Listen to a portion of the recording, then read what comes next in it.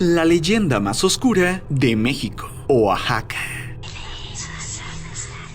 Se acerca el Día de Muertos, una fecha muy importante para los mexicanos, ya que según nuestras creencias, las almas de nuestros familiares regresan a visitarnos. Ahora bien, aunque nuestra tradición es muy diferente a Halloween, donde todo es miedo y terror, según los ancianos, en estas fechas de muertos, se abre un portal al más allá, y por eso hay que tener cuidado y mucho respeto, porque hay cosas que no somos capaces de entender. Es por eso que te presentaré las leyendas e historias de miedo más oscuras de cada uno de los 31 estados y la Ciudad de México, los cuales componen todo el país. Una historia por cada día. Pero ten cuidado, ya que según cuentan, las historias son reales y muy perturbadoras. Si estás listo, comencemos.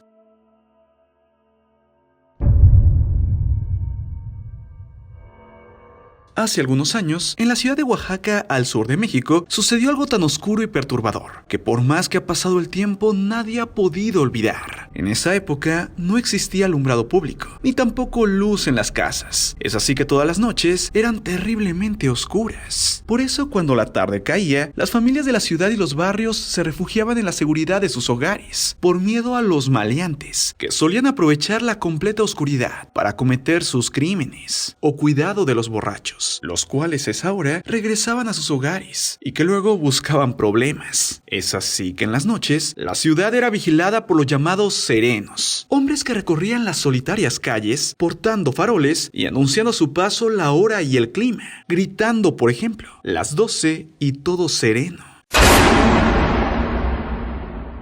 Los serenos eran considerados hombres valientes, los cuales estaban dispuestos a dar su vida por los demás. Ahora bien, cerca del centro de la ciudad se localizaba una iglesia y convento dedicado a la Virgen de la Soledad, el cual siempre ha sido visitado por cientos de fieles todos los días. Es así que ahí también era el lugar en que muchos serenos empezaban su travesía, ya que primero pasaban a ver a la Virgen y luego de esto comenzaban su trabajo. El suceso terrible y trágico ocurriría una noche de diciembre, la cual fue extremadamente fría, oscura y silenciosa.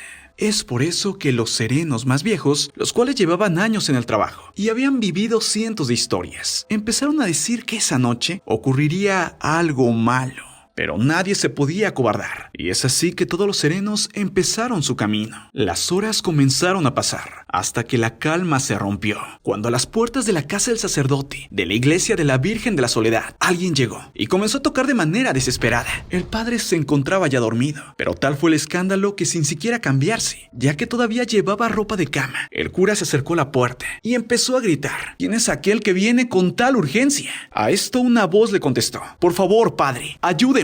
Acaba de ocurrir algo terrible y por eso es que vine a molestarlo. Perdóneme. El sacerdote decidió abrir la pequeña ventana que conectaba a la calle. Es así que pudo observar a un hombre, quien al verlo comenzó a decirle: Padre, acaban de herir de muerte a un sereno. Está en sus últimos momentos y él necesita que usted lo confiese por última vez y le dé la extrema unción. El padre ya era un hombre mayor y sabía que eso era algo muy común, ya que por las noches las desgracias siempre aumentan. Es por eso que él simplemente se puso un abrigo, cargó con su estola y el rosario, y salió lo más rápidamente que pudo. Al verlo, el hombre inmediatamente tomó camino, y a partir de ahí, los dos guardaron un profundo silencio. Con prisa caminaron por varias calles, hasta llegar a un callejón, y ahí encontraron tirada a una persona en la oscuridad. Inmediatamente al verlo, el sacerdote se inclinó hacia el moribundo, y trató de levantar la cabeza del herido, pero apenas tocó el cuerpo. Sus manos se llenaron de la sensación de la sangre caliente. Con la preocupación de auxiliar al hombre en agonía, el sacerdote se olvidó por completo de su acompañante y dedicó su atención al caído, al que preguntó si era su deseo, en ese angustioso trance, rendir una confesión.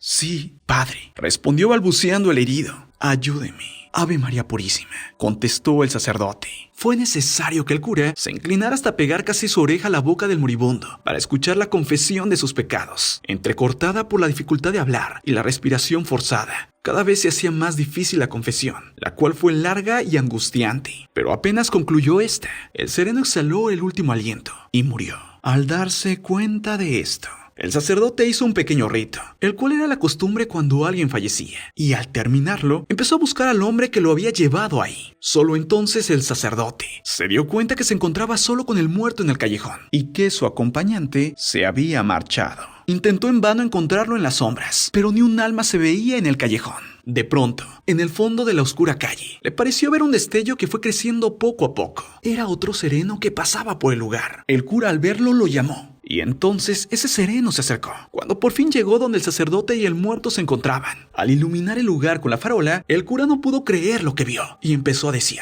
no puede ser, es él, es él. ¿Quién?, preguntó el sereno que acababa de llegar. Es él, el que me fue a ver a la iglesia para pedirme que socorriera al herido con la confesión. Es él, el muerto, el muerto. Y es que el hombre que lo había ido a buscar y lo había llevado ahí era el mismo que él había confesado y que acababa de morir.